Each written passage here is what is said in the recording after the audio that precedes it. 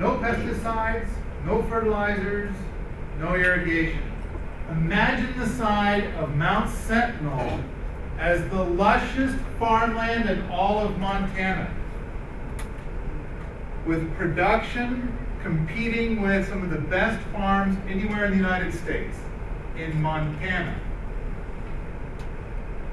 Oh, by the way, you're all missing No Impact Man at the university, but I'm going to spoil it for you.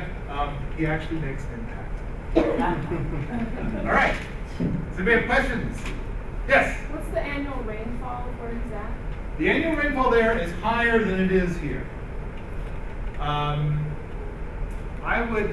looked it up, and of course, we have about 14 inches, 13.9 inches average per year. He's almost 30, so he's more than double of us. But you got to keep in mind that he has summer too. Just like we do, most of his precipitation is in the winter and the spring and in the fall, when you don't have your growies on the ground. So he still has 2 months of like no water at all.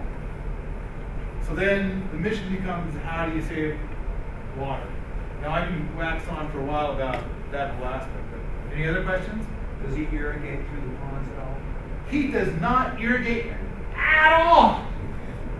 Now, of course, there are some water-loving plants that are near the ponds, and we'll tap into some of that. Then there's the little bits of creek that run in between the ponds and things of that nature. But most of his production is no irrigation at all. Now, to combine these two questions, I'm going to make one more statement. He went to Spain, and they had some real desert there, where they get 3 inches of rain a year. And he took his techniques there, and he has a variety of crops growing year-round through all summer. In fact, they even had a bunch of crops growing side by side, one where they irrigated and one where they did not. His did that. No irrigation.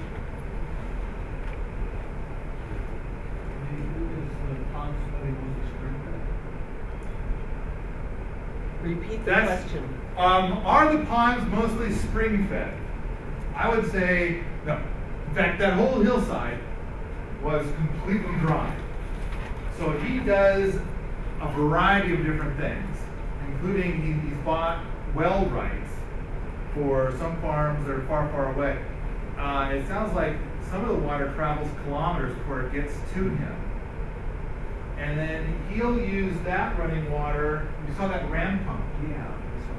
So that's a special double barrel ram pump that he designed, where the flow of one water pumps the other water. Now we'll see that next week. So next week there's 2 more videos, and my favorite video is the one next week.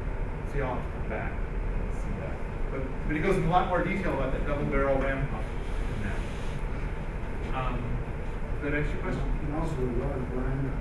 So he then drains the pond. Is that from the pump water? The water wheel. Oh, the water wheel. My impression is that thing's turned off most of the time. Okay. It's just for grinding. I don't think it's even for grinding. I think it's for decoration. He's got a Pelton turbine for electricity for the farm, and he has. He's got. He can handle far more electricity than he actually uses. Any other questions? If you like this sort of thing, come on out to the forums at Permies.com, where we talk about Sepp Holzer, homesteading, and permaculture all the time.